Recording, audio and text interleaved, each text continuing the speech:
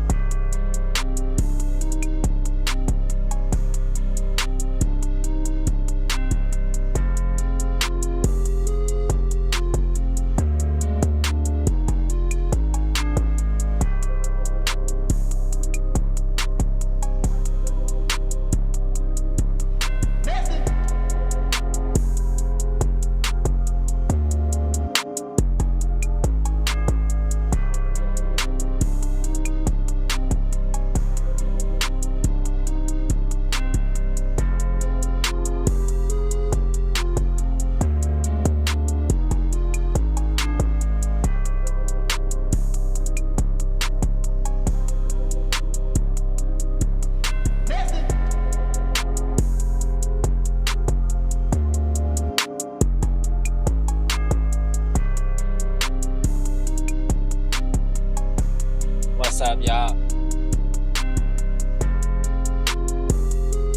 Hey.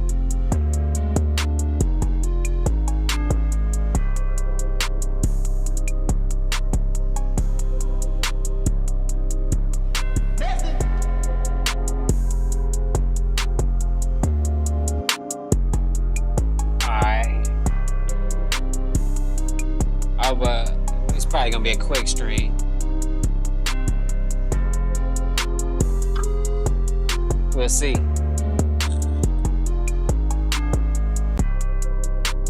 See how it go.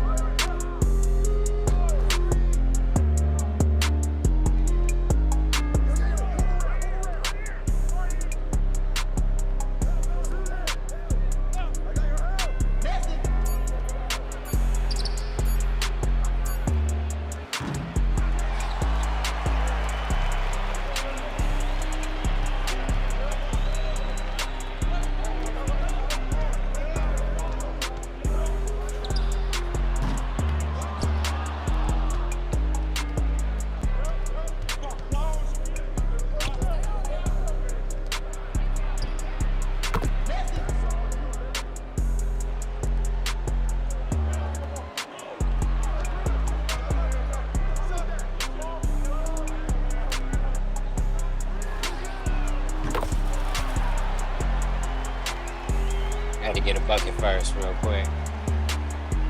Alright.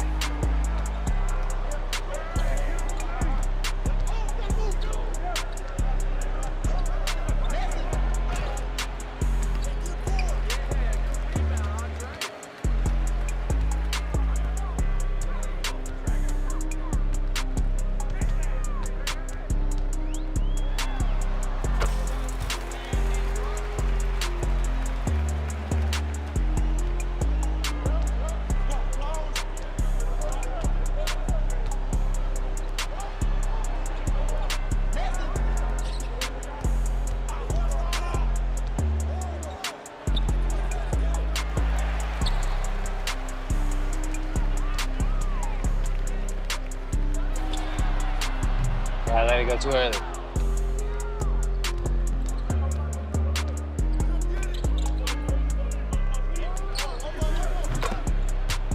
Damn.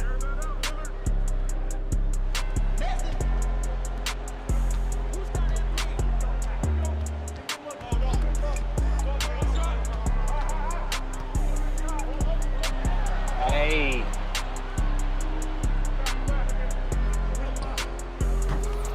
What's this?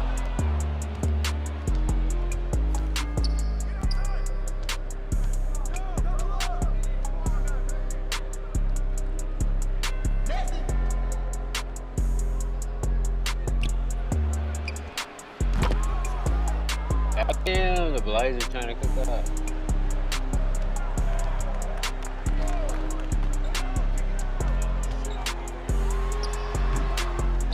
Damn. Missed again.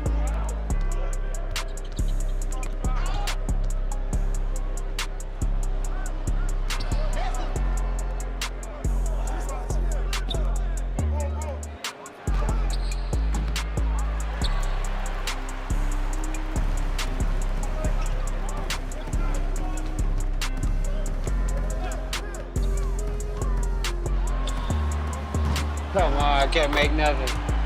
All of it looks good, I just ain't holding it long enough.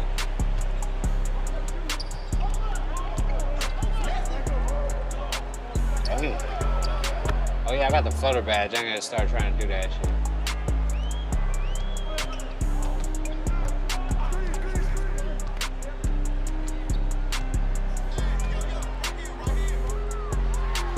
Hey! Floater alert.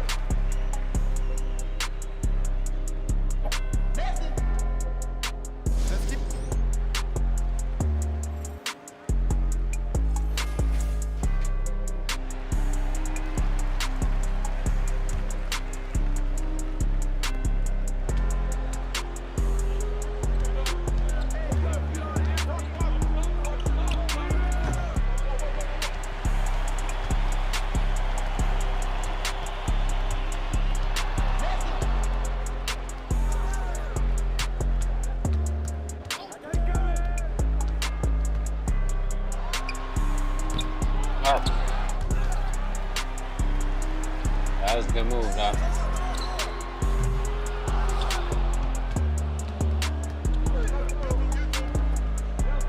Hey.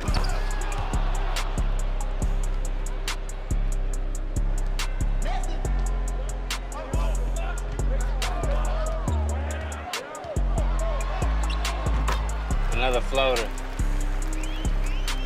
Floater game.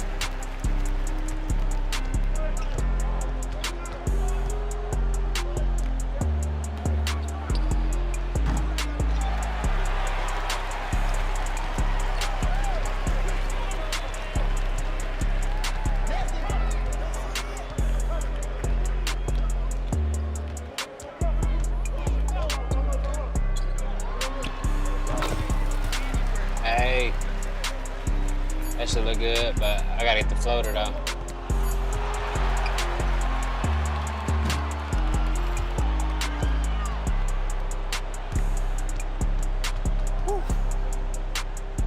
That's right. Woo. Bye.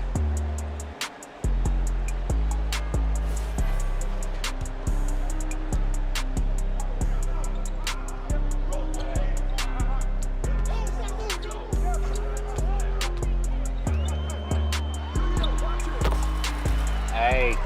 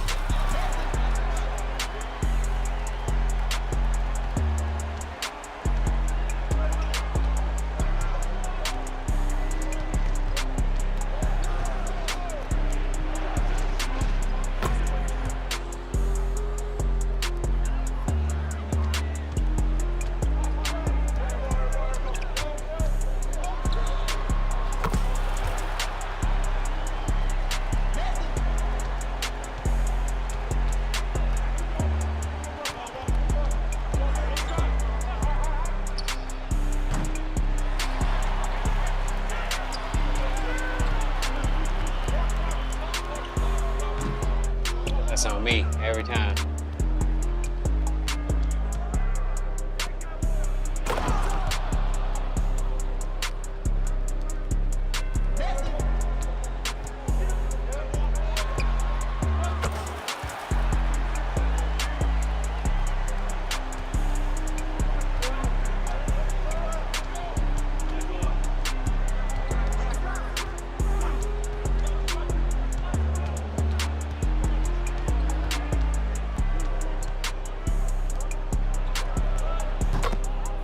Made that shit.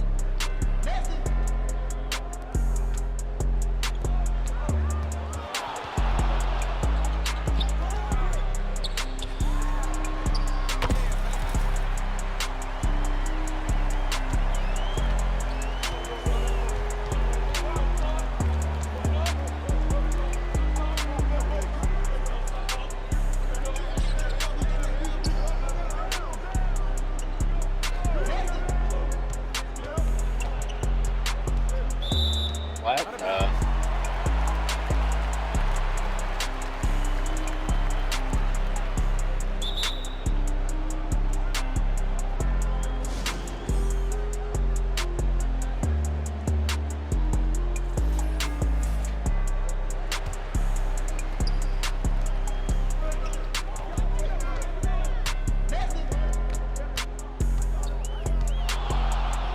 Gotcha.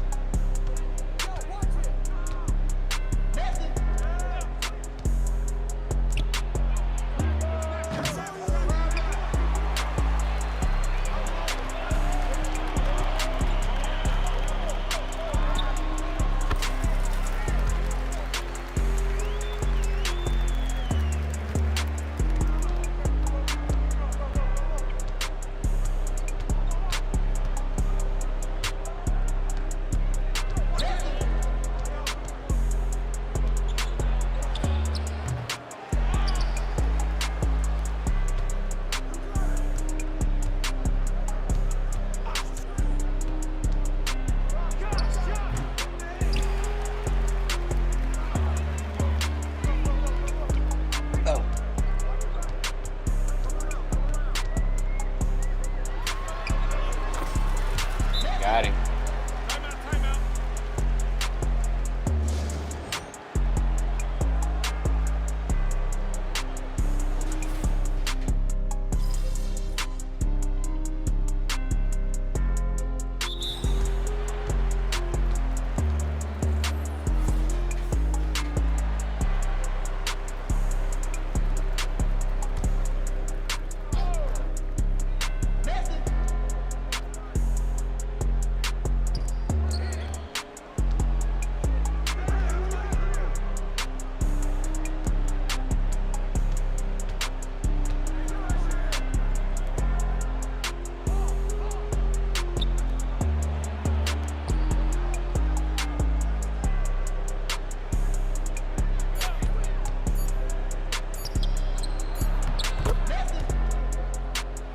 Right.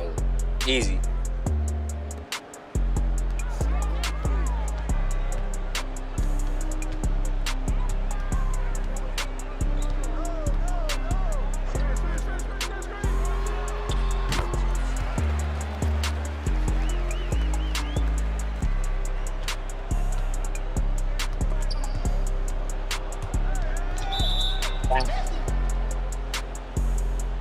My bad.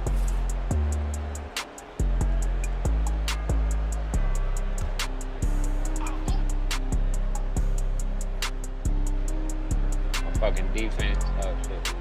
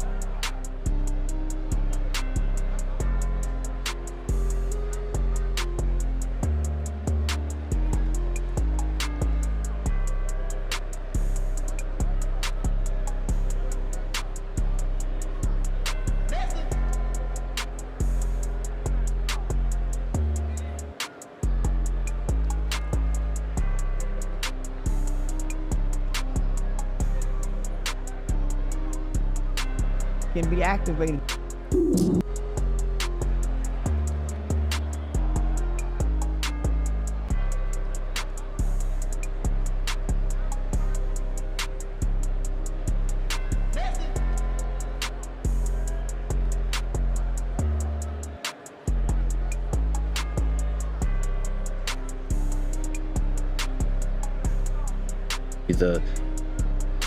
The entity driving the avatar.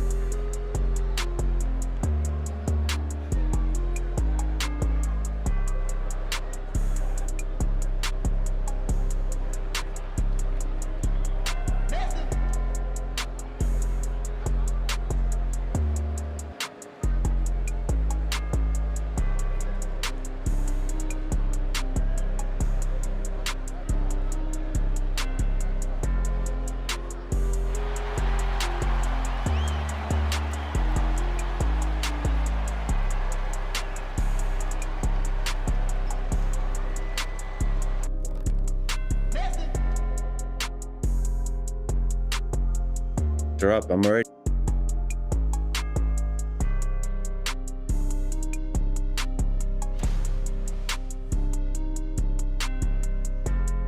Give me a second.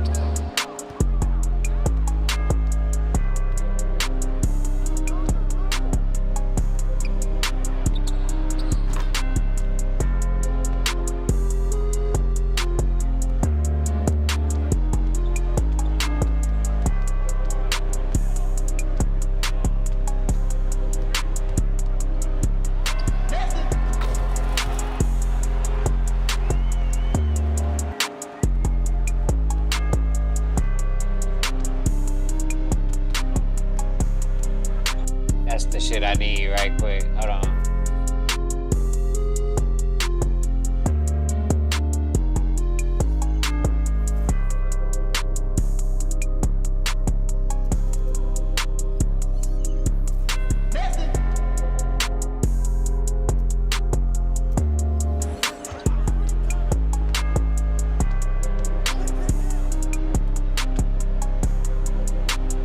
There we go. That's better.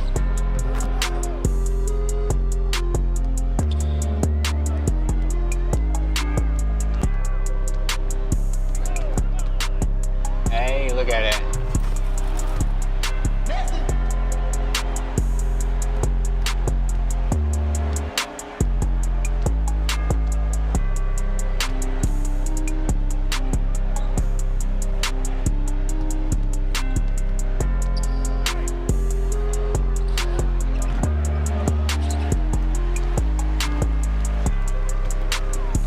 Oh, hold on.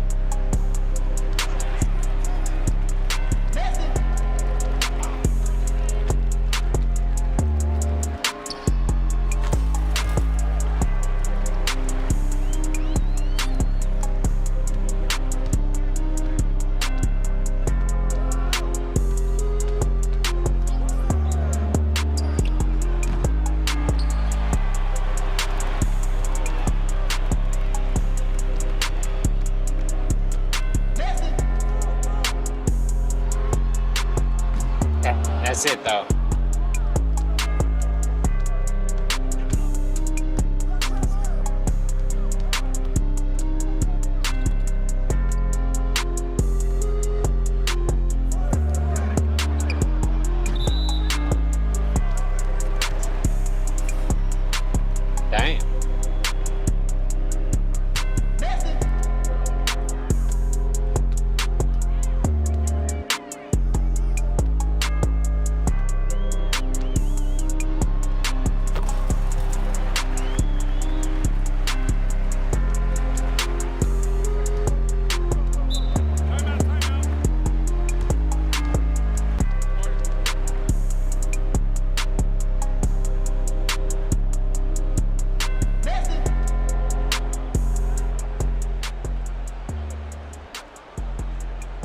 Sexy Red. Yeah. Yeah. Yeah. And Yo, hey, she going crazy, bruh. You got to give her flowers, bruh. She going crazy.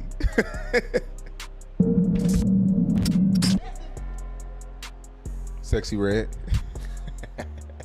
yeah. And Yo, hey, she going crazy, bruh. yeah. Sexy Red. Yeah. And Yo, hey, she going crazy, bruh. You got to give her flowers, bruh. She going crazy. yeah, I hate her. Yeah, that's she's delivering a whore spirit amongst young girls. She's introducing. We've had a gangster spirit. The gangster spirit damn near wiped the young black males out. This whole spirit is fit to do a number on the young black girls. And I already got the boys. They never had focus on black girls before. The powers that be, the tools of white supremacy have never just strictly targeted black girls. They first started targeting black girls with imagery, saying, black girl, you're not pretty if you don't have white girl hair. Those were symbolic things that they were doing. Now they're stripping the black girl of the black man had already shamed the black woman's image to the world by way of rap lyrics. Bitch, hoe, suck my dick, pouring beer on her in the rap videos. So that's why Miss Dolores C. Tucker came out and said, hold up, y'all, this misogyny music. So that's why she came out and did. She saw what it was doing, right? So now we're at a point now, if a black woman is raped, she's gonna be questioned compared to a white woman. They're gonna automatically think a black girl wants it. So what we're gonna start seeing, because of the imagery of Sexy Red, we're gonna start back seeing white boys getting drunk, getting their trucks, going back into the black community, snatching up the sexy red looking black girl, or booking one prostitute for a sexy red. It's gonna get ugly, for the black girl. So the black girl finna start being raped more. She finna start being publicly brutalized like the woman who was hit in the head with the rock. All of this imagery makes it easy for a black woman to get hit in the head with a rock, and we all stand around and look at it. Because she's being demeaned. She's being degraded in such a way, you'll start spitting on her. Turning that booty hole and that pussy up, putting your head to the ground, making your ass to the world. Man, listen, black girls are gonna start being molested at a rate that you guys have not seen like no other because of the imagery. Because little black girls is finna start becoming sexually explicit. To sing the songs of Brown Booty Hole, little black girls is finna start becoming more enticing to pedophiles. 12-year-old homosexual boys is finna start having grown homosexual, because they're gonna be more like the music, homie. The music. Satan have always existed in music. Lucifer, the devil, darkness have always lived through music. That's why it's always been a parental advisory, and it's always been, man, kids ain't supposed to hear it out, cut it out. Because the darkness inside of you, whether those are your desires or whatever, are usually activated in music. That's why a nigga play love songs, sex songs, it can be activated in music. So these elements are being deposited, homie, in our children, because they get to hear this shit, they get to see this shit. And not only that, they watch the rewards of it. So I just read a question where somebody asked Sexy Red something about why she always carrying money around. She said that she carry a wad of money around because it's her emotional pet. Do you know how many young girls will now be tricked because the nigga got a wad of money can show them? I used to trick girls like that. I'm the little hoe in the hood. I'll take $2,000 and go get $400 worth of one,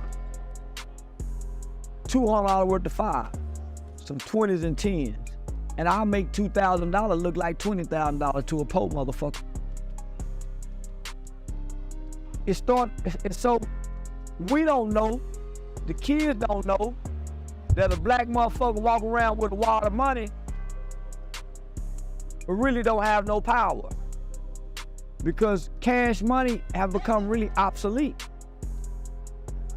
No person with power hoards cash. Nobody. No person with power and influence hoards cash on them. I agree. And if she's using this tool and element as an emotional support, then she loves money. And for the love of money is the root of all evil. A nigga who love money will get broke and fuck a punk for some money. A nigga who love money will rob his homeboy when he get mad at him because he love money. Nigga who love money, nigga, a damn near kill mama for the insurance money. So when you hear somebody say money is their emotional support, what happens when you ain't got this money? You do whatever to get it. And you can't tell me that little girl ain't done whatever to get it. Whatever record executive done played in her pussy, whatever producer done go make her lay on the producer's couch. I heard Ashanti give a whole interview about how one of the biggest producers in the game just wanted her to take a shower with him. Could have got a what? But because she wouldn't, he charged her over for the track. So nigga, you think she ain't fucking and sucking? You think when them white boys got her down off on them motherfucking sidelines, didn't Robert Kraft get caught at a whorehouse? The motherfucker that went and got Meek Mills out of jail, didn't he get caught at a whorehouse the Super Bowl weekend? They like that. They like these young hoes. So it's no different during slavery. When a bunch of drunk slave masters say, hey man, go get some of Master William, that gal down, that big butt, that gal. And the big butt gal slave girl come open up their booties and they pussies and let these white men have it. It's no difference now, nigga. If you get in the industry, you're a slave. You're a slave to the industry, the music industry. If you go into Hollywood, you're a slave to Hollywood. That's why these Hollywood people are losing their houses while they on strike, but they're not talking about it. The rappers are slaves. So if you think these little girls ain't coming in here with these lyrics, look at how they looking at these parties, they ain't getting fucked. Y'all think, man, come on now. Y'all think these sick-minded ass people at the highest heights with all this money ain't digging in their booty all they rapping about? Y'all keep playing crazy if y'all want to. That's why I don't want in. Charleston White. Y'all keep playing crazy if y'all want.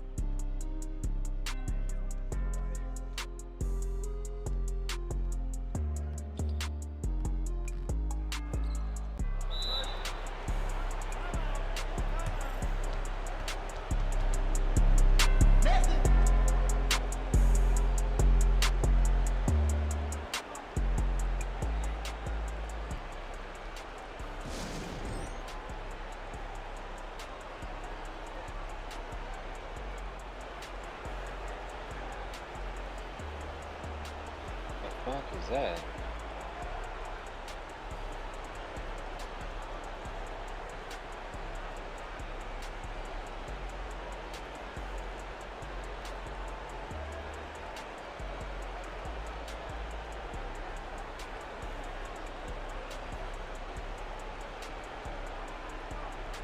Ready. The following is a conversation with Mark Zuckerberg inside the metaverse. Mark and I are hundreds of miles apart from each other in physical space, but it feels like we're in the same room because we appear to each other as photorealistic codec avatars in 3D with spatial audio. This technology is incredible, and I think it's the future of how human beings. The following is a conversation with Mark Zuckerberg. The following is a conversation with Mark Zuckerberg inside the metaverse. Mark and I are hundreds of miles apart from each other in physical space, but it feels like we're in the same room because we appear to each other as photorealistic codec avatars in 3D with spatial audio. This technology is incredible, and I think it's the future of how human beings connect to each other in a deeply meaningful way on the internet. These avatars can capture many of the nuances of facial expressions that we humans use to communicate emotion to each other.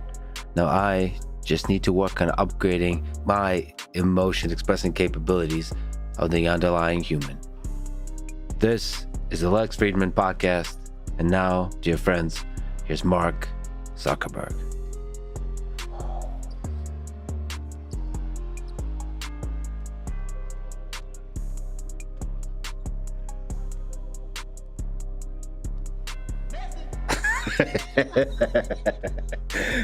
This is so great.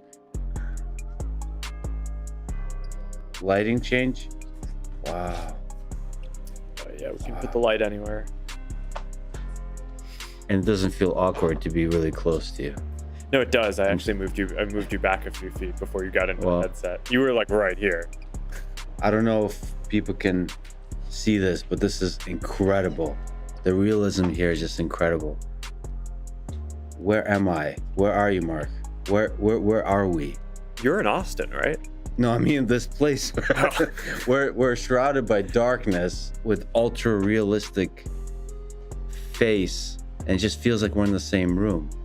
This is really the most incredible thing I've ever seen. And sorry to be in your personal space. I mean, we have done jiu-jitsu before. Yeah, no, I was commenting to the team before that even that I feel like we've choked each other from further distances than it feels like we are right now. I mean, this is just really incredible. I don't know how to describe it. The following is a conversation with Mark Zuckerberg inside the metaverse. Mark and I are hundreds of miles apart from each other in physical space, but it feels like we're in the same room because we appear to each other as photorealistic codec avatars in 3D with spatial audio. This technology is incredible, and I think it's the future of how human beings connect to each other in a deeply meaningful way on the internet. These avatars can capture many of the nuances of facial expressions that we humans use to communicate emotion to each other. Now I just need to work on upgrading my emotion expressing capabilities of the underlying human. This is the Lex Friedman Podcast, and now, dear friends, here's Mark Zuckerberg.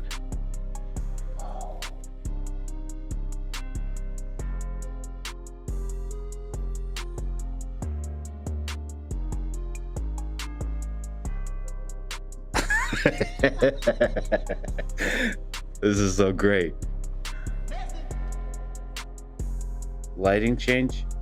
Wow. Yeah, we can put the light anywhere.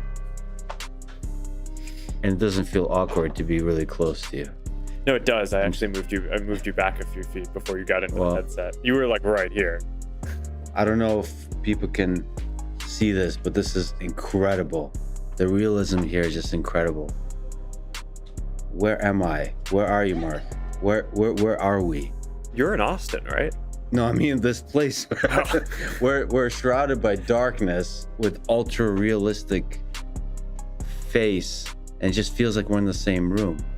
This is really the most incredible thing I've ever seen. And sorry to be in your personal space. I mean, we have done jiu-jitsu before. Yeah, no, I was commenting to the team before that even that I feel like we've choked each other from further distances than it feels like we are right now. I mean, this is just really incredible. I don't know how to describe it with words. It really feels like we're in the same room. Yeah. It feels like the future. This is truly incredible. I just wanted to take it in. I'm still getting used to it. It's like, it's you. It's really you. But you're not here with me, right? you're there wearing a headset and I'm wearing a headset. It's really, really incredible. So what can you describe what it takes currently for us to appear so photorealistic to each other? Yeah, so I mean, for background, we both did these scans for this research project that we have at Meta called Codec Avatars.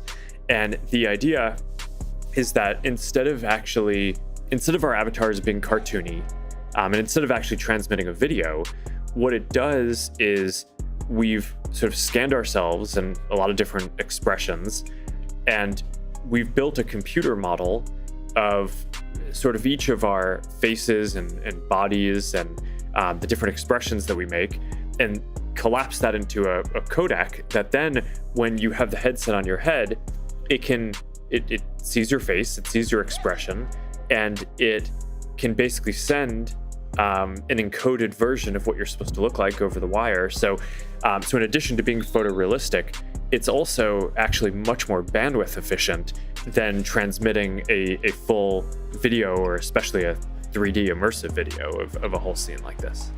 And it captures everything, like the flaws, like to me, the subtleties of the human face, like even the flaws, that's all amazing. It makes it so much more immersive. It makes you realize that like perfection isn't the thing that leads to immersion. It's like the little subtle flaws, like freckles and like variations in color and just wrinkles, all stuff asymmetry. About noses, asymmetry, and just the different, like the corners of the eyes, like what your eyes do when you smile, all that kind of stuff. Yeah, eyes are a huge part of it. Yeah, I mean, there's all the studies that most of communication, even when people are speaking, is not actually words that they're saying, right? It's kind of the expression and all that. So, and we try to capture that with the kind of classical expressive avatar system that we have. That's the kind of more cartoon designed one. You can kind of put those kind of expressions on those faces as well. But there's obviously a certain realism that comes with delivering kind of this photorealistic experience that I don't know. I just think it's really magical. I mean, this gets to kind of the core of what the vision around virtual and augmented reality is, of like delivering a sense of presence as if you're there together, no matter where you actually are in the world. And Right. I mean, this experience, I think, is a good embodiment of that, where it's like, I mean, we're in two completely different states halfway across the country, and it just like, you know, looks like you're just sitting right in front of me. It's pretty wild. Yeah, I can't. I'm almost getting emotional. It's like it feels like a totally fundamentally new Special experience. moment. Like for me to have this kind of conversations with loved ones, it would just change everything. Maybe just to elaborate. So I went to Pittsburgh and went through the whole scanning procedure, which has so much incredible technology, so software and hardware going on. But it is a lengthy process. So what's your vision for the future of this in terms of making this more accessible to people? You know, it starts off with a small number of people doing these very detailed scans, right? Which is that's the version that you did and that I did. And, you know, before there are a lot of people who we've done this kind of a scan for, we probably need to kind of over collect expressions when we're doing the scanning, because we haven't figured out how much we can reduce that down to a really streamlined process and extrapolate from the scans that have already been done. But, you know, the goal, and we have a project that's working on this already, is just to do a very quick scan with your cell phone, where you just take your phone, kind of wave it in front of your face for a couple of minutes, you know, say a few sentences, make a bunch of expressions, but overall have the whole process just be 2 to 3 minutes, and then produce something that's of the quality of what we have right now. So I think that's one of the big challenges that remains. And right now we have the ability to do the scans if you have hours to sit for one. And with today's technology, I mean, you're using a Meta headset that exists. It's a product that's kind of for sale now. You can drive these with that. But the production of these scans in a very efficient way is one of the last pieces that we still need to really nail. And then obviously there's all the experiences around it. I mean, right now we're kind of sitting in a dark room, which is familiar for your podcast. But I think part of the vision for this over time is not just having this be like a video call. I mean, that's fine. Right. It's cool, or it feels like it's immersive. But you can do a video call on your phone. The thing that you can do in the metaverse that is different from what you can do on a phone is like doing stuff where you're physically there together and participating in things together. And we could play games like this. We could have meetings like this in the future. Once you get mixed reality and augmented reality, we could have codec avatars like this and go into a meeting and have some people physically there and have some people show up in this photorealistic form, superimposed on the physical environment. I think that stuff like that is going to be super powerful. So we got to still build out all those kind of applications and the use cases around it. But I don't know. I think it's going to be a pretty wild next few years around this. I mean, I'm actually almost at a loss of words. This is just so incredible. This is truly incredible. I hope that people like watching this can get a glimpse of like how incredible it is. It really feels like we're in the same room. Like there is that, I guess there's an uncanny valley that seems to have been crossed here. Like it looks like you. Yeah, like I mean, I think you.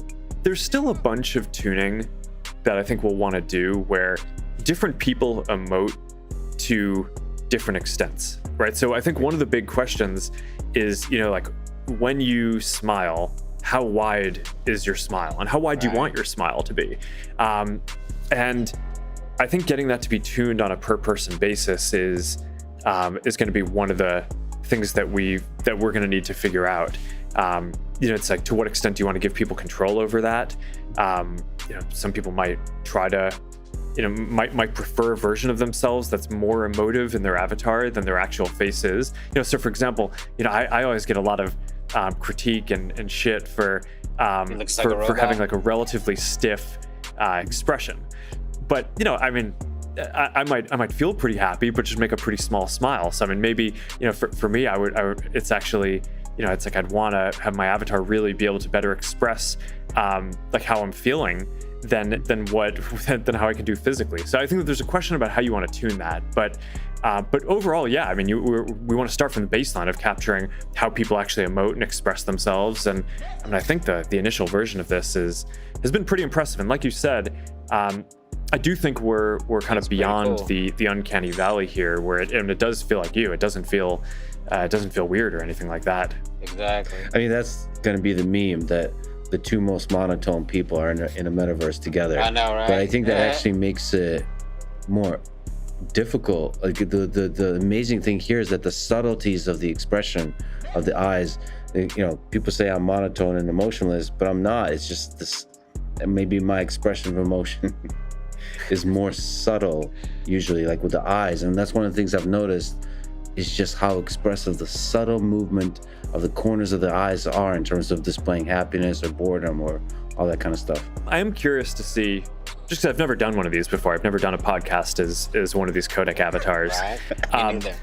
I'm curious to see what people think of it, because one of the issues that we've had in some of the VR and mixed reality work is it tends to feel a lot more profound when you're in it than the 2D videos capturing the experience. So I think that this one, because it's photorealistic, may look kind of as amazing in 2D for people watching it as it feels, I think, to be in it. But we've certainly had this issue where a lot of the other things, just it's like you feel the sense of immersion when you're in it that doesn't quite translate to a 2D screen. But I don't know. I'm curious to see what people think. Yeah, I'm curious to see if people could see that. Like my heart is actually beating fast now. This is super interesting. Like that such intimacy of conversation can be achieved remotely. Give it to me now, Facebook. There's been, I don't do remote podcasts for this reason, and this is like breaks all of that. This feels like just an incredible transition to something else, to the different kind of communication. Breaks all barriers, like geographic, physical barriers. What you mentioned. Do you have a sense of timeline in terms of how many difficult things have to be solved to make this more accessible? That shit's ready to go now. Scanning with a smartphone? Yeah, I mean, I think we'll probably roll this out progressively over time. So it's not going to be like we roll it out and one day everyone has a codec avatar. We want to get more people scanned and into the system. And then we want to start integrating it into each one of our apps, right? Making it so that, I think that for a lot of the work style things, productivity. I think that this is going to make a ton of sense. In a lot of game Heck yeah. environments, I mean, this could be fine, but games tend to have their own style, right? Where you almost want to fit more with the aesthetic style of the game. But I think for doing meetings, and one of the things that we get a lot of feedback on workrooms, where people are pretty blown away by the experience and this feeling that you can like be remote but feel like you're physically there around a table with people. But then, we get some feedback that people have a hard time with the fact that the avatars are so expressive and don't feel, as realistic in that environment. So I think something like this could make a very big difference for those remote meetings. And especially with Quest 3 coming out, which is going to be the first mainstream mixed reality product, right? Where you're really taking digital, expressions of either a person or objects and overlaying them on the physical world. I think the ability to do kind of remote meetings and things like that, where you're like just remote hang sessions with friends. I mean, I think that that's going to be very exciting. So yeah, rolling it out over the next few years. It's not ready to be like a kind of mainstream product yet, but we just we'll keep tuning it and keep getting more scans in there and keep and kind of rolling it out into more of the features. But yeah, I mean, definitely in the next few years, you'll be seeing a bunch more experiences like this. Yeah, I would love to see some celebrities scanned and some non-celebrities. Just more people to experience this. I would love to see that. This is something, I mean, my mind is blown. I'm literally at a loss of words because it's very difficult to just convey how incredible this is. How I feel the emotion, how I feel the presence, how I feel like the subtleties of the emotion. In terms of like work meetings or any kind of, in terms of podcasts, this is awesome. And I don't even need your arms or legs. Is that? Well, we got to get that. I mean, that's its own challenge. And part of the question is also, so you have the scan, then it takes a certain amount of compute to go drive that, both for the sensors on the headset and then rendering it. So one of the things that we're working through is what is the level of fidelity that is optimal, right? You could do the full body in kind of a codec, and that can be quite intensive. But one of the things that we're thinking about is like, all right, maybe you can kind of stitch a somewhat lower fidelity version of your body, but still have the main kind of the major movements, but your face is really the thing that we have the most resolution on, right? In terms of being able to read and express emotions. I mean, like you said, if you move your eyebrows like a millimeter, I mean, that really changes the expression and what you're emoting. Whereas, I mean, moving your arm like an inch probably doesn't matter quite as much. So yeah, so I think that we do want to get all of that into here, and that'll be some of the work over the next period as well. So you mentioned Quest 3, that's coming out. I've gotten a chance to try that too. That's awesome. So how'd you pull off the mixture? So it's not just virtual reality, it's mixed reality. Yeah, I mean, I think it's gonna be the first mainstream mixed reality device. I mean, obviously we shipped Quest Pro last year, but it was $1,500. And part of what I'm super proud of is, we try to innovate not just on pushing the state of the art and delivering new capabilities, but making it so it can be available to everyone. And we have this, and it's coming out. It's $500, and there we go. In some ways, I think the mixed reality is actually better in Quest 3 than it was than what we're using right now in Quest Pro. So I'm really proud of the team for being able to deliver that kind of an innovation and get it out. But some of this is just software you tune over time and get to be better. Part of it is you put together a product and you figure out what are the bottlenecks in terms of making it a good experience. So we got the resolution for the mixed reality cameras and sensors to be multiple times better in Quest 3, and we just figured that made a very big difference when we saw the experience that we were able to put together for Quest Pro. And part of it is also that Qualcomm just came out with their next generation chipset for VR and MR. That we worked with them on a kind of custom version of it, but that was available this year for Quest 3, and it wasn't available in Quest Pro. So, in a way, Quest 3, even though it's not the Pro product, actually has a stronger chipset in it than the Pro line at a third of the cost. So, I'm really excited to get this in people's hands. It does all the VR stuff that Quest 2 and the others have done too. It does it better because the display is better, and the chip is better, so you'll get better graphics. It's 40% thinner, so it's just more comfortable as well. But the MR is really the big capability shift, and part of what's exciting about the whole space right now is, this isn't like smartphones where companies put out a new smartphone every year and you can almost barely tell the difference between that and the one the year before it. For this, each time we put out a new headset, it has like a major new capability, and the big one now is mixed reality, the ability to basically take digital representations of people or objects and superimpose them on the world. And basically, there's one version of this is you're gonna kind of have these augments or holograms and experiences that you can kind of bring into your living room or a meeting space or office. Another thing that I just think is going to be a much kind of simpler innovation is that there are a lot of VR experiences today that don't need to be fully immersive. And if you're playing a shooter game or you're doing a fitness experience, sometimes people get worried about swinging their arms around. Like, am I going to hit a lamp or something? And am I going to run into something? So having that in mixed reality actually is just a lot more comfortable for people, right? You kind of still get the immersion in the 3D experience, and you can have an experience that just wouldn't be possible in the physical world alone. But by being anchored to and being able to see the physical world around you, it's like it just feels so much safer and more secure. And I think a lot of people are really going to enjoy that too. So yeah, I'm really excited to see how people use it. But yeah, Quest 3 coming out later this fall.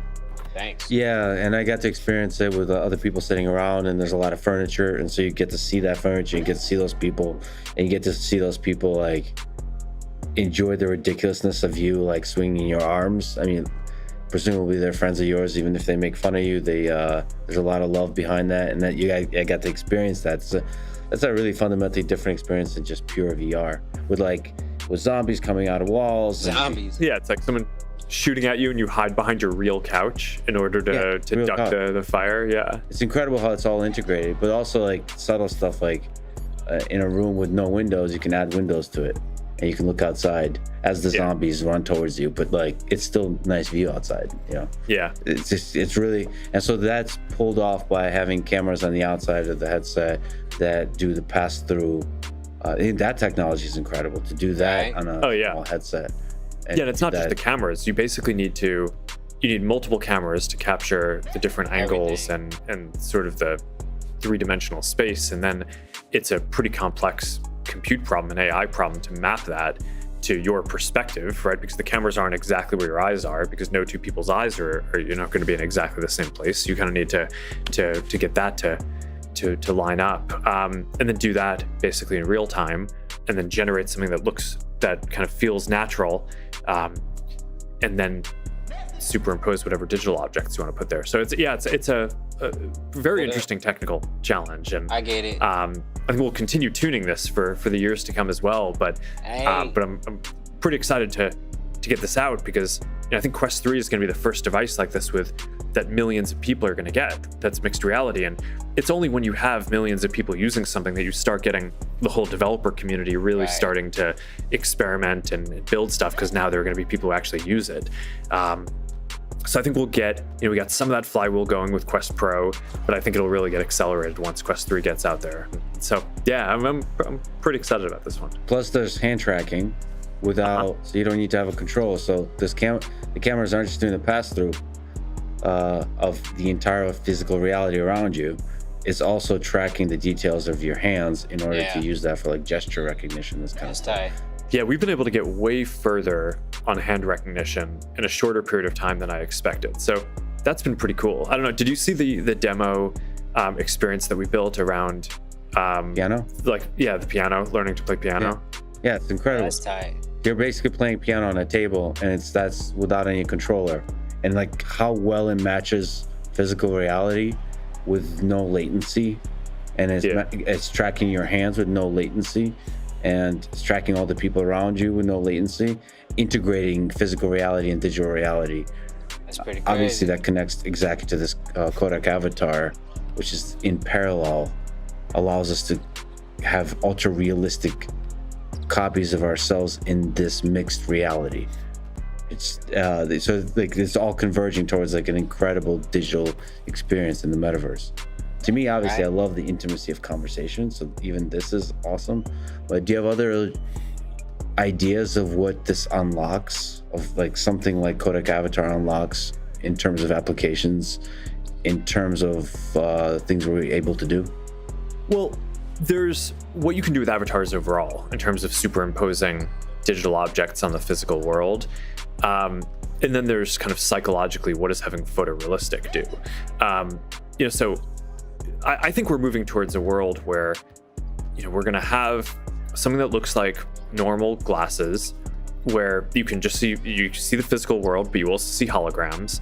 And in that world, I think that they're going to be, not too far off.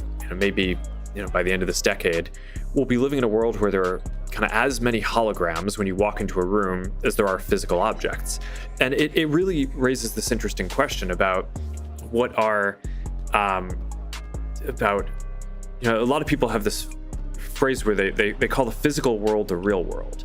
And I kind of think increasingly, the physical world is super important, but I actually think the real world is the combination of the physical world and the digital worlds coming together. But until this technology, they were sort of separate, right? It's like you access the digital world through a screen, right? And maybe it's a small screen that you carry around, or it's a bigger screen when you sit down at your desk and strap in for a long Scrying session. there.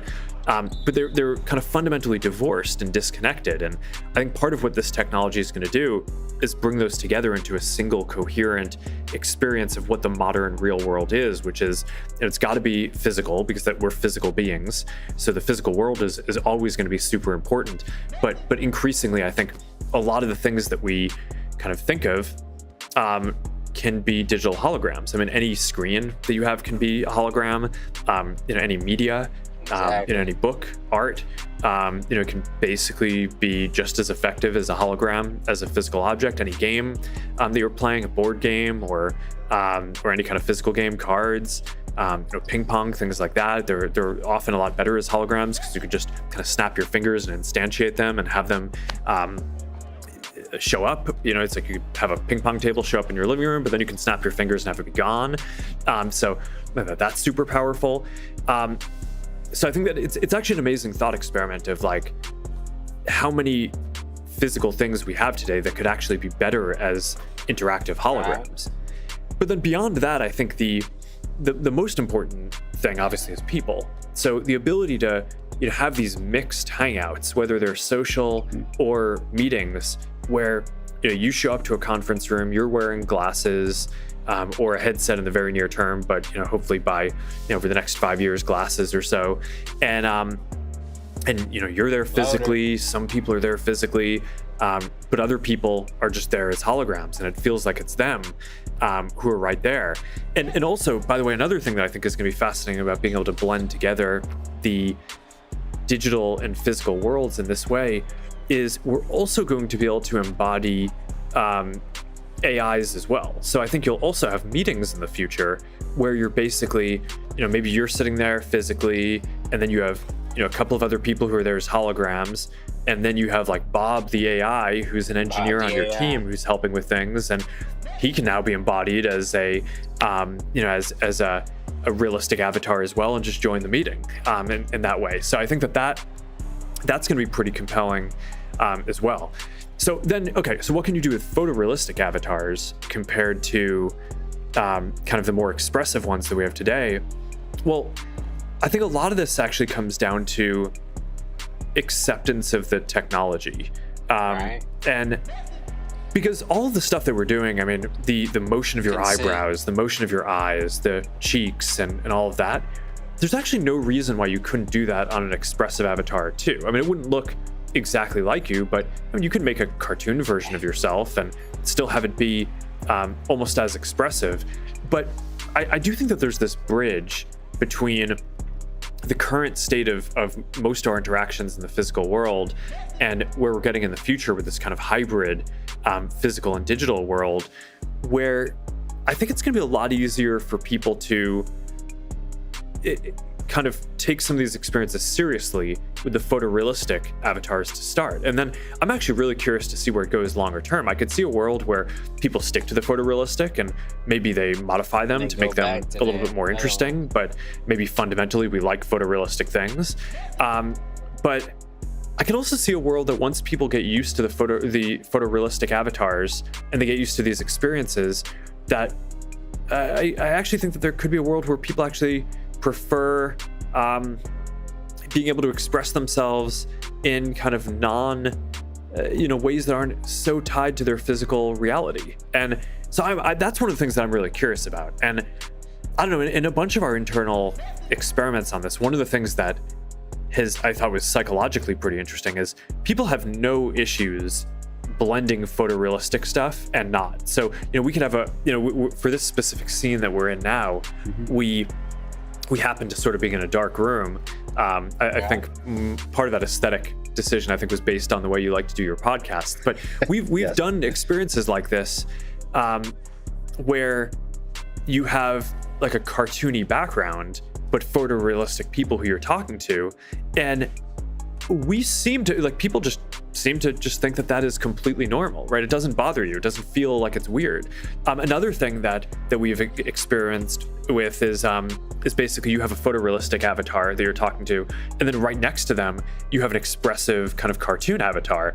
And that actually is pretty normal too, right? It's like, it's not that weird, right? To basically being interacting with different people in different modes like that. So I'm not sure. I think it'll be an interesting question to what extent these photorealistic avatars are like a key part of just transitioning from being comfortable in the physical world to this kind of new modern real world that kind of includes both the digital and physical, or if this is like the long-term way that it stays.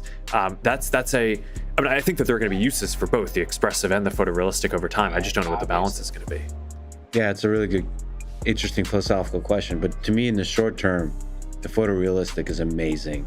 To what I would prefer, like you said, the workroom, but like on a beach with a beer, just to see a buddy of mine remotely on a chair next to me drinking a beer.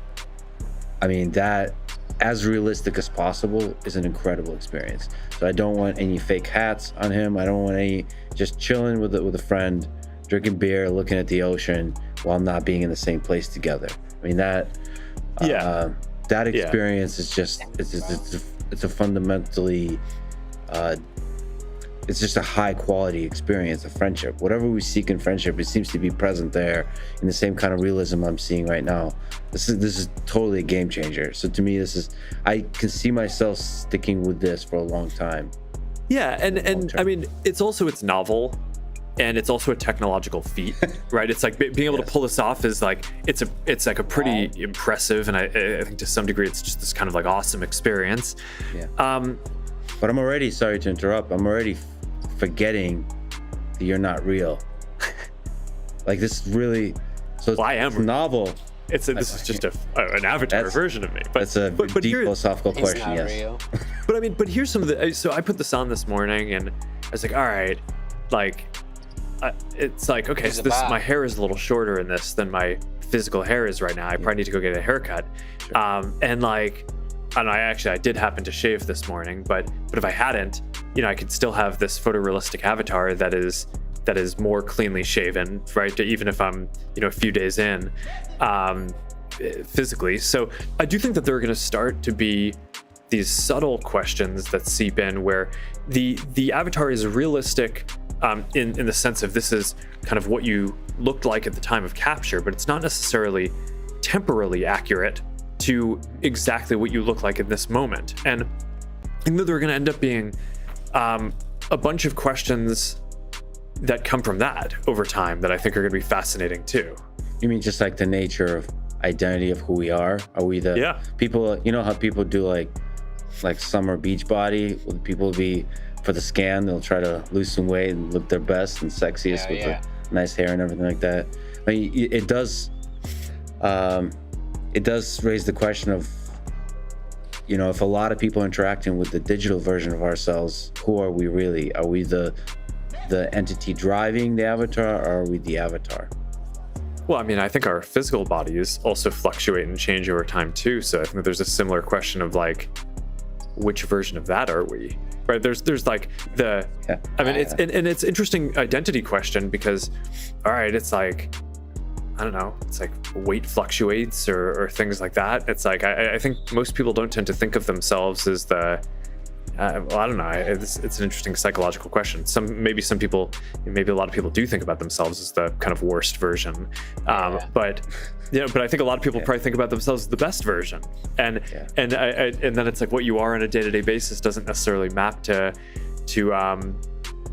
either of those. So I think that's there will definitely be a bunch of social scientists and folks will have to, and psychologists are really, there's going to be a lot to understand about how our perception of ourselves and others is shifted from this. Well, this might be a bit of a complicated and a dark question, but one of the first feelings I had experiencing this is I would love to talk to loved ones. And the next question I have is I would love to talk to people who are no longer here, that are loved ones. So like if you look into the future, is that something you think about with people who pass away, but they can still exist in the metaverse? You could still have, talk to your father, talk to your grandfather and grandmother and mother once they pass away. The power of that experience is one of the first things my mind jumped to, because it's like, this is so real. Yeah, I think that there are a lot of norms and things that people have to figure out around that. There's probably some balance where, if someone has lost a loved one and is grieving, there may be ways in which, being able to interact or relive certain memories could be helpful. But then there's also probably an extent to which it could become unhealthy. And I mean, I'm not an expert in that, so I think we'd have to study that and understand it in more detail. We have, a fair amount of experience with how to handle death and identity and people's digital content through social media already, unfortunately, right? Where there's unfortunately, people who use our services die every day, and their families, often want to have access to their profiles, and we have whole protocols that we go through where there are certain parts of it that we try to memorialize, so that way the family can get access to it, so that way the account doesn't just go away immediately. But then there are other things that are important kind of private things that person has, like we're not going to give the family access to someone's messages, for example.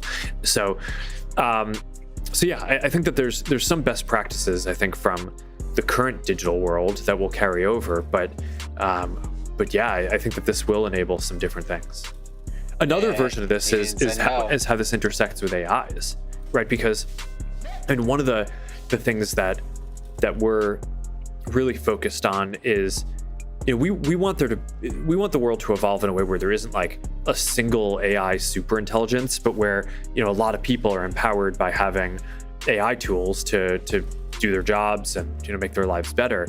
And if you're a creator, right, and if you run a editing sucks podcast like you do, then you have a big community of people who are super interested to talk to you. I know you'd love to cultivate that community, and you interact with them online outside of the podcast as well. But I mean, there's way more demand both to interact with you, and I'm sure you'd love to interact with the community more, but you just are limited by the number of hours in the day.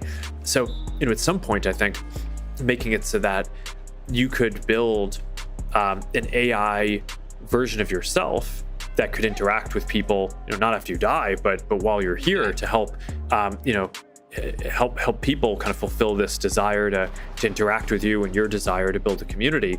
And there's a lot of interesting questions around that. And that's obviously, it's not just in the metaverse. I think we'd want to make that work across all the messaging platforms, WhatsApp and Messenger and Instagram Direct. But there's certainly a version of that where if you could have an avatar version of yourself in the metaverse that people can interact with, and you could define that sort of an AI version where people know that they're interacting with an AI, that it's not the kind of physical version of you, but maybe that AI, even if they know it's an AI, is the next best thing, because they're probably not going to necessarily all get to interact with you directly. I think that could be a really compelling experience. There's a lot of things that we need to get right about it. that we're not ready to release the version that a creator can kind of build a version of themselves yet, but we're starting to experiment with it in terms of releasing a number of AIs that people can interact with in different ways. And I think that is also just going to be a very powerful set of capabilities that people have over time. So you've made major strides in developing these early AI personalities with the idea where you can talk to them across the Meta apps and have like interesting, unique kind of conversations. What can you describe your vision there in these early strides, and what are some technical challenges there? Yeah, so I mean, a lot of the vision comes from this idea that I don't think we necessarily want there to be like one big super intelligence. We want to empower everyone to both have more fun, accomplish their business goals, just everything that they're trying to do. And we don't tend to have one person that we work with on everything. And I don't think in the future we're going to have one AI that we work with. I think you're going to want a variety of these. So there are a bunch of different uses. Some will be kind of more assistant oriented. There's a sort of the kind of plain and simple one that we're building is called just Meta AI. It's simple. You can chat with it in any of your threads. It doesn't have a face, right? It's just kind of more vanilla and neutral and kind of factual, but it can help you with a bunch of stuff. Then there are a bunch of cases that are more kind of business oriented. So let's say you want to contact a small business. Similarly, that business probably doesn't want to have to staff someone to man the phones, and you probably don't want to wait on the phone to talk to someone. But having someone who you can just like talk to in a natural way, who can help you if you're having an issue with a product, or if you want to make a reservation, or if you want to buy something online, having the ability to do that and have a natural conversation rather than navigate some website or have to call someone and wait on hold. I think it's going to be really good, both for the businesses and for normal people who want to interact with businesses. So I think stuff like that makes sense. Then there are going to be a bunch of use cases that I think are just fun, right? So I think that there will be AIs that like can tell jokes, so you can put them into chat thread with friends. I mean, I think a lot of this, because we're like a social company, right? I mean, we're fundamentally around helping people connect in different ways. And part of what I'm excited about is how do you enable these kind of AIs to facilitate connection between two people or more, put them in a group chat, make the group chat more interesting, around whatever your interests are: sports, fashion, trivia, video games. I love the idea of playing. I think you mentioned Baldur's Gate, an incredible game. Just having an AI that you play together with, that seems like a small thing, but it could deeply enrich the gaming experience. Well, I do think that AIs will make the NPCs a lot better in games too. So that's a separate thing that I'm pretty excited about. But yeah, I mean, one of the AIs that we've built that just in our internal testing people have loved the most is like an adventure text-based like a dungeon master. Nice. And I think part of what has been fun, and we talked about this a bit, but we've gotten some like real kind of cultural figures to play a bunch of these folks and be the embodiment and the avatar of them. So Snoop Dogg is the dungeon master, which I think is just hilarious. Yes. In terms of the next steps of, if you mentioned Snoop, to create a Snoop AI, so basically AI personality replica, a copy, or not a copy, maybe inspired by Snoop. What are some of the technical challenges of that? What does that experience look like for Snoop to be able to create that AI? So starting off, creating new personas is easier because it doesn't need to stick exactly to what that physical person would want, how they'd want to be represented, right? It's just a new character that we created. So even though Snoop in that case is he's basically an actor, right? He's playing the dungeon master, but it's not Snoop Dogg, right? It's whoever the dungeon master is. If you want to actually make it so that you have an AI embodying a real creator, there's a whole set of things that you need to do to make sure that AI is not going to say things that the creator doesn't want, right? And that the AI is going to know things and be able to represent things in the way that the creator would want, in the way that the creator would know.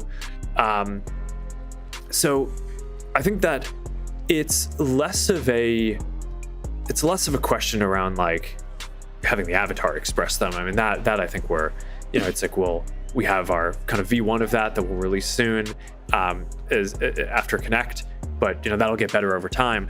But a lot of this is really just about continuing to make the models for these AIs so that they're just more and more, I don't know, you could say like reliable or predictable in terms of what they'll communicate. So that way, when you want to create the Lex assistant AI that your community can talk to, you can, you don't program them like normal computers. You're training them. They're AI models, not kind of normal computer programs. But you want to get it to be predictable enough so that way you can set some parameters for it. And even if it isn't perfect all the time, you want it to generally be able to stay within those bounds. So that's a lot of what I think we need to nail for the creators, and that's why that one's actually a much harder problem, I think, than starting with new characters that you're creating from scratch. So that one I think will probably start releasing sometime next year, not this year, but experimenting with existing characters and the assistant, games, and a bunch of different personalities, and experimenting with some small businesses. I think that stuff we'll be ready to do this year, and we're rolling it out, basically right after Connect. Yeah, I'm deeply entertained by the possibility of me sitting down with myself and saying, "Hey, man, like you need to stop the dad jokes," or whatever. I think the idea of a podcast between you and AI assistant Lex podcast. I mean, there's just even the experience of a Kodak avatar being able to freeze yourself, like basically first mimic yourself, so everything you do, you get to see yourself do it. That's a surreal experience. That feels like if I was like an ape looking in a mirror for the first time, realizing like, oh, that's you. But then freezing that and being able to look around like I'm looking at you. It's I don't know how to put it into words, but it just feels like a fundamentally new experience. Like I'm seeing maybe color for the first time. I'm experiencing a new way of seeing the world for the first time, because it's physical reality, but it's digital.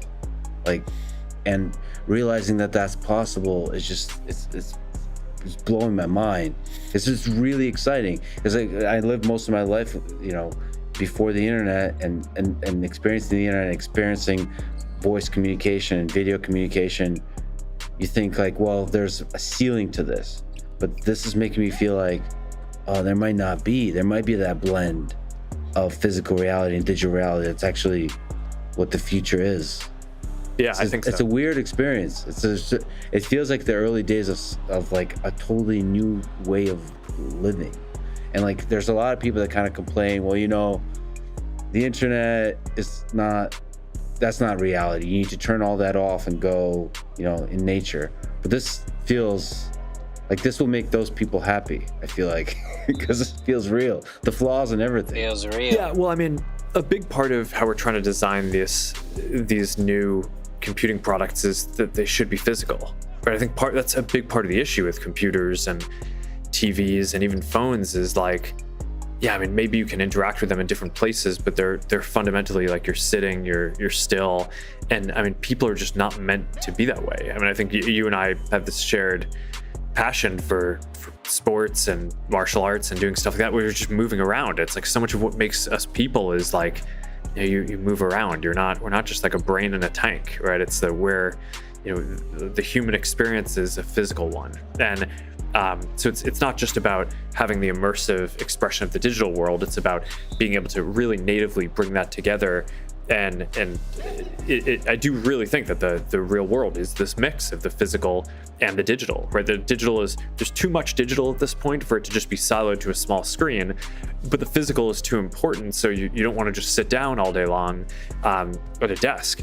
So I think that this is, I do think that this is the future. This is, I think, the kind of philosophical way that I would want the world to work in the future is a much more coherently blended physical and digital world.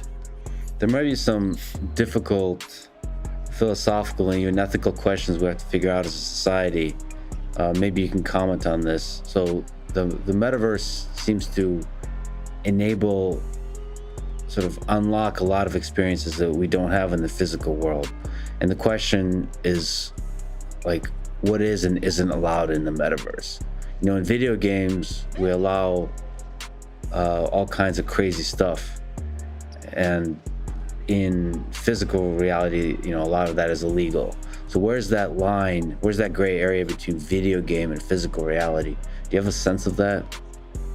Well, I mean, there are content policies and things like that, right, in terms of what people are allowed to create. But I mean, a lot of the rules around physical, I think we try to have a society that is as free as possible, meaning that people can do as much of what they want unless you're going to do damage to other people and infringe on their rights. And the idea of damage is somewhat different in a digital environment. I mean, when I get into, you know, some world with my friends, the first thing we start doing is shooting each other, which obviously we would not do in the physical world because you'd hurt each other. But in a game, that's like it's almost, you know, it's like just fun. And even in like the lobby of a game, right? It's like, it's not even bearing on the game. It's just kind of like a funny, sort of humorous thing to do.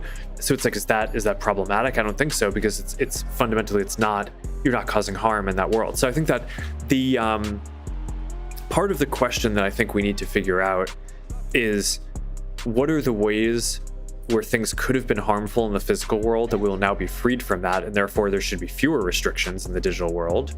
And then there might be new ways in which there could be harm in the digital world that there weren't the case before. So there's more anonymity, right? It's you know, when you show up to a restaurant or something, it's like all the norms where you pay the bill at the end. It's because, you know, you have one identity, and if you stiff them, then, like, you know, life is a repeat game, and that's not going to work out well for you. But, you know, in a digital world where you can be anonymous and show up in different ways, I think the incentive to act like a good citizen can be a lot less, and that causes a lot of issues and toxic behavior. So that needs to get sorted out. So I think in terms of what is allowed, I think you want to just look at what are the damages. But then there's also other things that are not related to kind of harm, you know, less about what should be allowed and more about what will be possible, that are more about the laws of physics, right? It's like, if you wanted to travel to see me in person, you'd have to get on a plane, and that would, like, you know, take a few hours to get here. Whereas, you know, we could just jump in a conference room and, you know, put on these headsets, and we're basically teleported into a space where we're, you know, it feels like we're together. So that's a very novel experience that it breaks down some things that previously would have defied the laws of physics for what it would take to get together.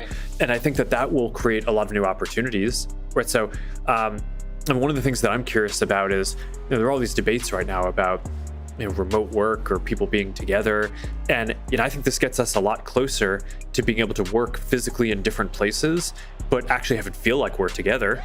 So, you know, I think that the dream is that people will one day be able to just work wherever they want, but we'll have all the same opportunities because you'll be able to feel like you're physically together. I think we're not there today with just video conferencing and the basic technologies that we have, but I think part of the idea is that with something like this, over time you could get closer to that, and that would open up a lot of opportunities, right? Because then people could live physically where they want while still being able to get the benefits of being physically or kind of feeling like you're together with people at work, all the ways that helps to build more culture and build better relationships and build trust, which I think are real issues that if you're not seeing people, you know, in person ever. So yeah, I don't know. I think it's very hard from first principles to think about all the implications of a technology like this, and, you know, all the good and the things that you need to mitigate. So, you know, you try to do your best to kind of envision what things are going to be like and accentuate the things that they're going to be awesome, and hopefully mitigate some of the downside things. But it's the reality. Well, so we're talking about AI, but I'm still blown away this entire time that I'm talking to Mark Zuckerberg. and you're not here, but you feel like you're here. I've done quite a few intimate conversations with people alone in a room, and this feels like that. So I keep forgetting for long stretches of time that like we're not in the same room. And for me to imagine a future where I can, with a snap of a finger, do that with anyone in my life, the way we can just call right now and have this kind of shallow 2D experience, to have this experience like we're sitting next to each other, is like, I don't think we can even imagine how that changes things, where you can immediately have intimate one-on-one conversations with anyone. That might, like, in a way we might not even predict change civilization. Well, I mean, this is a lot of the thesis behind the whole metaverse, is giving people the ability to feel like you're present with someone. I mean, this is like the main thing I talk about all the time. But I do think that there's a lot to process about it. I mean, from my perspective, I mean, I'm definitely here. We're just not we're not physically in the same place. It's not like you're you're not talking to an AI, right? This is so I think the thing that's novel is the ability to convey through technology a sense of almost physical presence. So the thing that is not physically real is us being in the same physical place, but kind of everything else is. And I think that gets to this somewhat philosophical question about what is the nature of kind of the modern real world. And I just think that it really is this combination of a physical world and the presence that we feel, but also being able to combine that with this increasingly rich and powerful and capable digital world that we have, and all of the innovation that's getting created there. So I think it's super exciting, because I mean the digital world is just increasing in its capability and our ability to do awesome things, but the physical world is so profound, and that's a lot of what makes us human, is that we're physical beings. So I don't think we want to run away from that and just spend all day on a screen.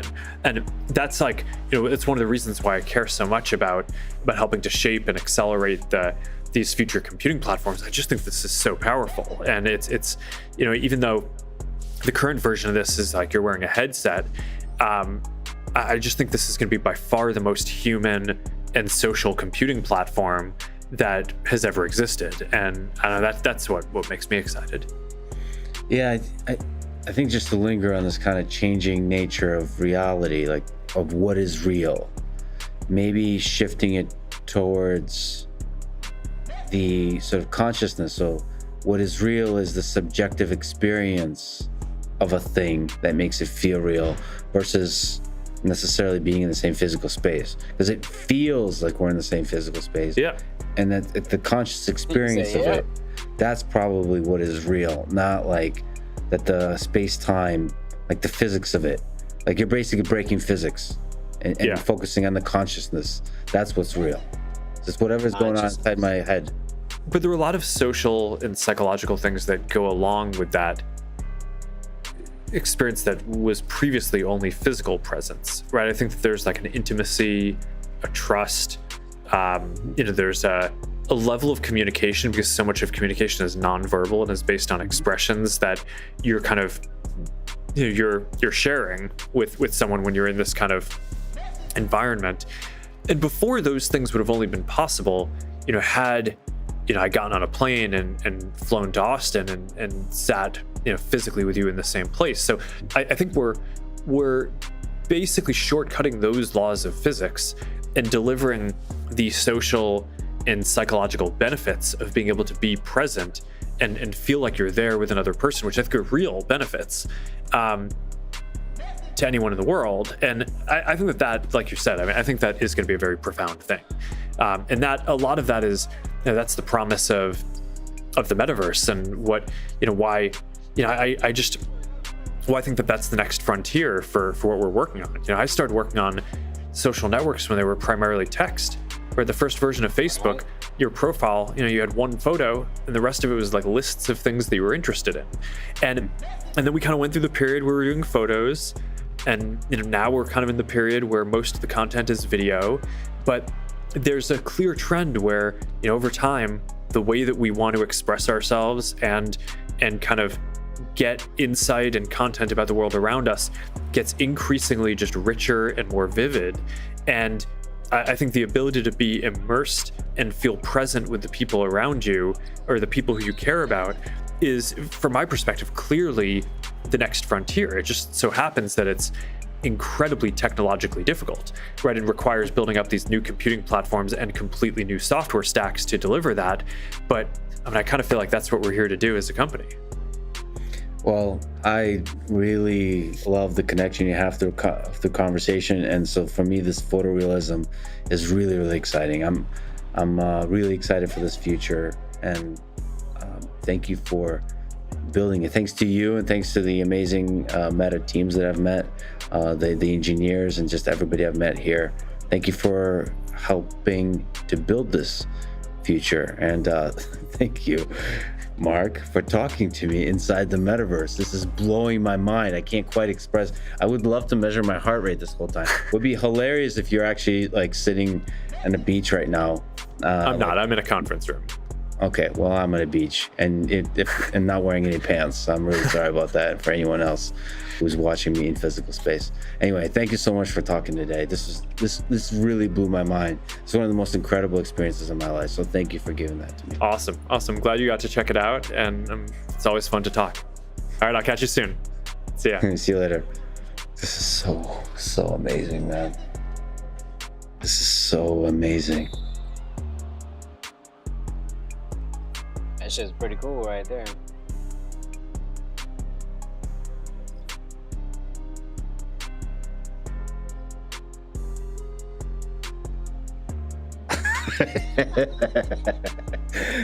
This is so great. Lighting change? Wow. Yeah, we can put the light anywhere. And it doesn't feel awkward to be really close to you. No, it does. I moved you back a few feet before you got into the headset. You were like right here. I don't know if people can see this, but this is incredible. The realism here is just incredible. Where am I? Where are you, Mark? Where are we? You're in Austin, right? No, I mean this place. We're shrouded by darkness with ultra realistic face, and it just feels like we're in the same room. This is really the most incredible thing I've ever seen. And sorry to be in your personal space. I mean, we have done jiu-jitsu before. Yeah, no, I was commenting to the team before that even that I feel like we've choked.